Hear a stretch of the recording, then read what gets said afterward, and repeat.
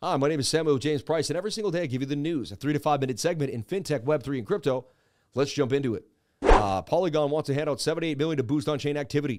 Polygon will introduce Polygon Village and hand out $110 million MATIC to the ecosystem developers.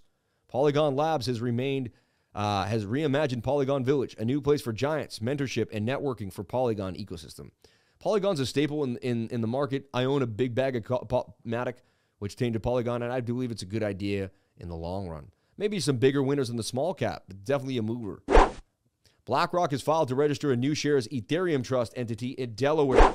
It's a big deal. So BlackRock pushing to get an Ethereum trust in Delaware. And what happens if we get a MATIC trust? People don't talk about how we could get a Solana trust and other things. Once this starts spilling over, it can get even more, and that's going to create a craze. What if Solana gets an ETF of its own?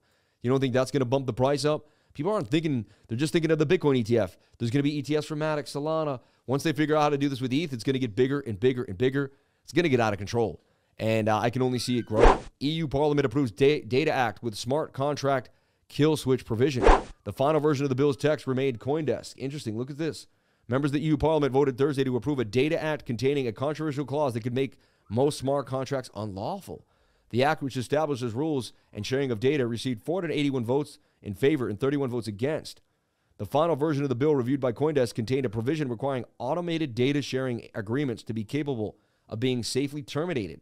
The July 7th, see, that's the thing, a smart contract can't be safely terminated. A smart contract lives on its own. You can't terminate a smart contract. That's what makes it a smart contract. See, what's funny is government wants to tell people that have to be regulated. When they get regulated by human beings. The human being can be corrupt. So government wants a corrupt human being to regulate. We already made a beautiful algorithm that doesn't need a human being to regulate it. It does it on its own. But now they want us to shut down a smart contract for a human interaction. We know the human can be corrupt, but we know that the smart contract can stay clean.